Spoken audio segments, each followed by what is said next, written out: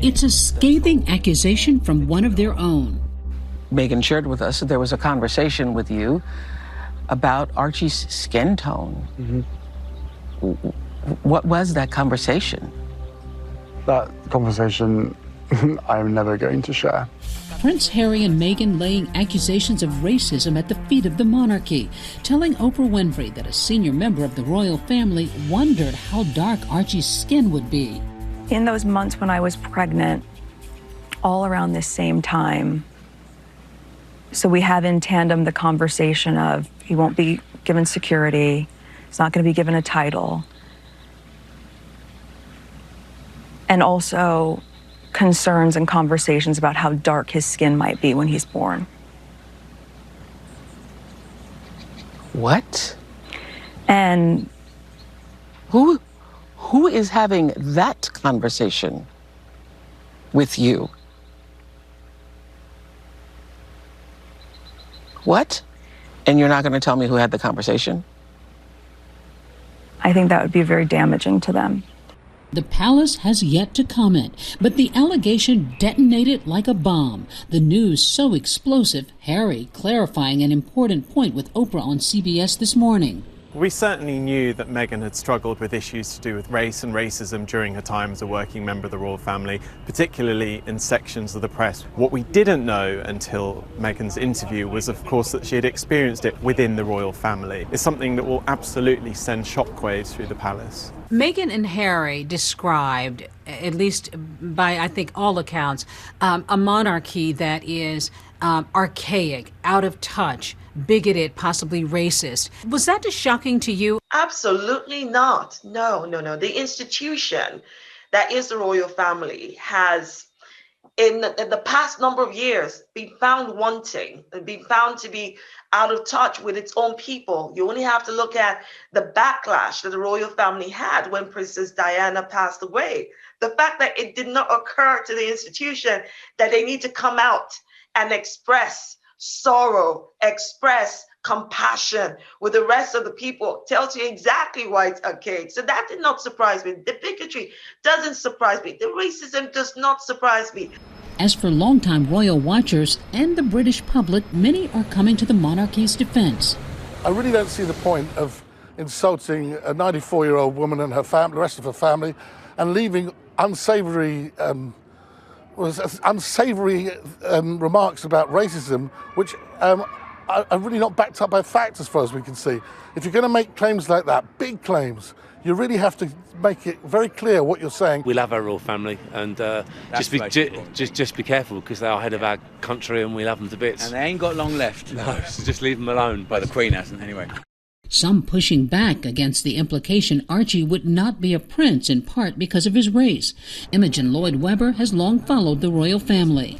Archie, at the moment, doesn't qualify to be a prince. Only the grandchildren of monarchs get to be prince or princess. Otherwise, there are too many royals, too many minor members of the royal family, and Archie is the great-grandchild of the Queen, so therefore doesn't qualify for the title. Now, the Queen made an exception for George, Charlotte and Louis because George one day will be king. Archie won't be. If Harry's wife had been white, would the same thing apply, that Archie would not have been a prince? Absolutely. So it had nothing to do with race? Had nothing to do with race. Archie could become a prince when grandfather Prince Charles becomes king. How is this playing out, particularly among Black Britons today? We see the structural racism for what it is. But what I find particularly interesting is that people think that supporting the monarchy means you can't hold them to account. The Queen is not beyond reproach. The royal family is not beyond reproach. If they do something wrong, we should call it out. Another bombshell, Meghan saying her emotional distress was far deeper and more painful than anyone knew, revealing how, while pregnant with Archie, she was struggling with isolation and had suicidal thoughts. I just didn't want to be alive anymore. And that was a very clear and real and frightening, constant thought. She says she asked Buckingham Palace for help but was rebuffed. Meghan telling Oprah it all came to a head more than 2 years ago. That day, she and Harry looked the picture of happiness at Royal Albert Hall, but behind their smiles, a painful truth. We had to go to this event, and I remember him saying, "I don't think you can go." And I said, "I can't be left alone." I was also shocked by Meghan's revelation that she was having suicidal thoughts. It just makes me feel that what have they done to Meghan? Meghan, like me, is an independent woman, a career woman, a well-educated woman. What happened to lead her to that position? That made me sad. Mental health has long been an important cause for Harry and brother William, founding the initiative Heads Together, aiming to end the stigma around it. For a monarchy that talks openly about mental health and even runs important initiatives such as Heads Together, which talks about the importance of it being okay to say, it really goes against everything that the palace say that they stand for when someone like Meghan talks about being so alone and feeling those thoughts. Meghan's time as a royal got off to a shaky start, Meghan herself admitting she was unprepared for life in the royal family. She didn't know what it meant to be a working royal, that she went into it naively. That she didn't know how to curtsy. And I was cross with Harry. Harry watched his brother spend 8 years giving Kate time. What was he doing? Why didn't he tell Meghan? Why didn't he look after Meghan? So you fault Harry for allowing Meghan to be so naive? Absolutely. The couple has never made a secret of their bitter resentment of the British tabloids, especially in what they see as a double standard of the coverage between Kate and Meghan. The press was also very tough on Kate Middleton. It was quite vicious toward her, but it seemed to be different when it came to Meghan. What she went through is nothing compared to what Meghan has gone through. And you have to look at the comparisons they make constantly between Meghan and Catherine. That is just another example of how the press tried to drive a wedge. Throughout the jaw-dropping interview, both Prince Harry and Meghan praised the Queen, but Harry could hardly conceal an apparent deep rift with his father, Prince Charles. I feel really let down. I will always love him, but there's a lot of hurt that's happened. He even offered a shocking detail that after leaving the UK last year, his father for a time didn't take his phone calls. So why did he stop taking your calls? Because by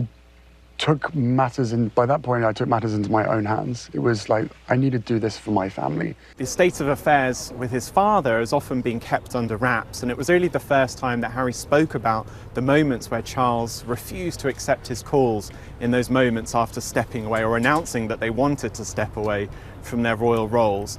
As what Harry says, there's still a priority there to fix the relationship. Sources close to Harry say that the pair have been in communication, particularly during Charles's own battle with coronavirus. But there is still a long way to go before the two ever become close to how they used to be. You said that your brother was trapped. You said that you love your brother and always will love your brother. You didn't tell me what the relationship is now, though. The relationship is space at the moment. And, time heals all things, hopefully.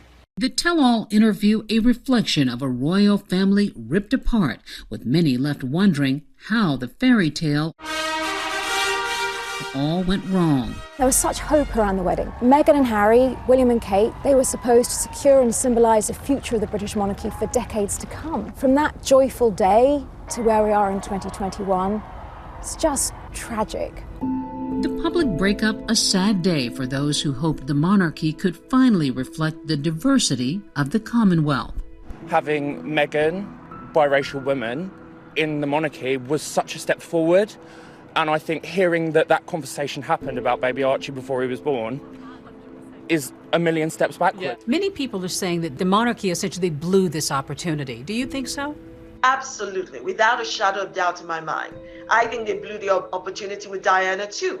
There seems to be this reaction to strong, independent women who are likable by the public. The royal family as an institution is an example of how much more work we have to go. Because if women who come into the royal family are being broken to fit the mold, then the problem is not with the women, it's with the royal family. It's with the institution. That needs to change. We should note, when it comes to issues of despair and self-harm, please know you're not alone. The National Suicide Prevention Lifeline is always open. Dial 1-800-273-8255 for free confidential support from trained counselors.